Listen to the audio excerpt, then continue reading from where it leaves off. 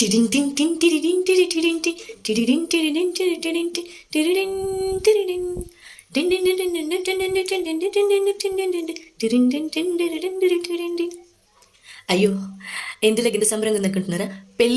పెళ్ళిలో మరి ఈ మాత్రం ఉండదా? ఎవరిదనుకుంటున్నారా? అదే మన రామరాజు పెద్ద కొడుకు చందుది పెళ్ళి. ఈ రామరాజు ఎవరంటారా? గదే మొన్న దీపక గురించి మాట్లాడలేనా?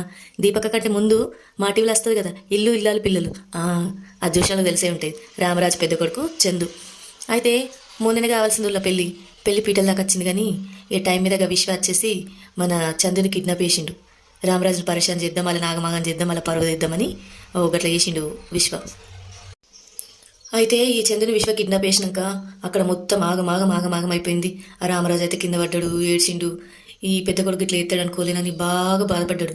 అయితే ఈ చిన్న కోడలు ఉన్నారు కదా, ధీరజ్ ప్రేమ, వీళ్ళు ఏం చేసిరు, అన్నని ఎట్లయినా పట్టుకురావాలి, ఈ పెళ్ళైతే చేయాలని చేసి పాపం వాళ్ళు చేయని ప్రయత్నం లేదుల్లా.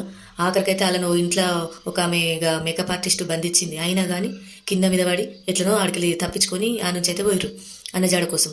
ఇక ప్రేమనైతే మంచిగానే వాళ్ళ అత్తకు ఫోన్ చేసింది, ఏమేమో నాటకాలు ఆడిర్రు.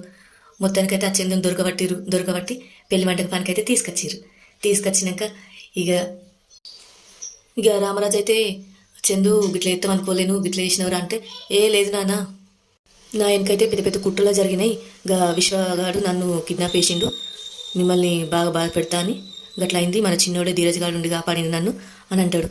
అంటే ఇక రామరాజు ఏమన్నాడు, సపోర్ట్ చేయడు. ఇక పెళ్ళి పనులు స్టార్ట్ చేస్తారు, జీలకర్ర బెల్లం పెట్టిస్తారు, పెళ్ళి అయిపోతుంది. కాదుల్లా మన మాట. గింత కష్టపడి ఇక ధీరజు ఇక చిన్న కొడుకు ఆ చందుని ఇడిపించుకొని పెళ్లి మండపానికి తీసుకొస్తే ఇక రామరాజు కనీసం శబాష్ కొడుక, నువ్వు నా పరువు కాపాడినావు, టైంకి అన్న ఇడిపించుకొచ్చినావు, ఇవేం చెప్పలేదు. నాకైతే అస్సలు ఏం మంచిగా అనిపించలేదు, కొంచెం కూడా మంచిగా అనిపించలేదు. మీరు ఏమని అనుకోలేదు. మరి గంత పెద్ద అది చేసిండు, ఆయన అన్ని ప్రయత్నాలు చేసిండు, కానీ మెచ్చుకోలే ధీరజ్ని. ఇక మొత్తానికైతే పెళ్ళయింది. అందరూ ఇప్పుడు నేను ఫస్ట్ ఎట్లా భరత్ పాట వేసుకొని డాన్స్ చేసిన వాళ్ళు కూడా మంచి పాటలు వేసుకోరు, మంచి ఎగిరిరు, మంచి సంబరంగా డాన్సులు వేసిరు. గన్లా ఇక ప్రేమ అయితే క్యూట్గా అనిపించింది నాకు, మంచి స్టెప్పులు వేసింది. అట్లనే ఈ శ్రీవల్లుల నాన్న కూడా మంచిగా వేసిండు డ్యాన్స్. మొత్తానికైతే పెళ్ళి సంతోషంగా అయిపోయింది. ఇక అప్పగింతలప్పుడు ఈ శ్రీవల్లులు అమ్మలేదా, వాళ్ళ అమ్మ కొంచెం బాగానే గడుచుడుంది. ఆమె లేనిపోని అన్నీ వాళ్ళ బిడ్డకి చెప్తుంది.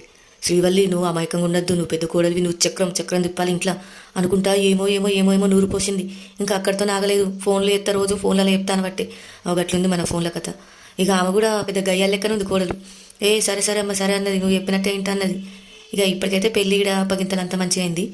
ఇక కోడలు అంటే ఈ శ్రీవల్లి వాళ్ళ ఇంటికి పోయినాక మళ్ళీ ఎన్ని పంచాయతీలు పెడుతుందో, ఎన్ని లొల్లులు అవుతాయో, ఏమవుతుందో చూద్దాం. మరి ఇక అప్పటి వరకు ఎట్లుంటుందో. ఇక ఎవరికి నేను ఉంటా, మళ్ళీ కలుస్తా, మళ్ళీ మనం ముచ్చట్లుంటే.